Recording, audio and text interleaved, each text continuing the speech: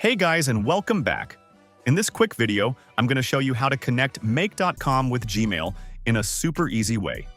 If you find this helpful, don't forget to hit that like button and subscribe for more tutorials. Alright, let's jump right in. First, open Google Chrome on your computer and search for make.com. Head to the site and log into your account. Next, click on Connections, then select Open Scenario Builder. Now, hit the plus icon, search for Gmail, and choose the Verify Gmail option. Scroll down and select Send an email. Go ahead and fill in the required details, then click Create Connection. At this point, sign in with your Google account.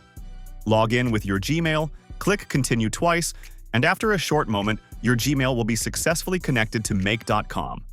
For me, it didn't connect because I didn't complete the required fields, but if you fill those in, it will work perfectly. And that's it. Super quick and simple. I hope this video helped you out, and if it did, don't forget to like and subscribe to support the channel. Thanks for watching.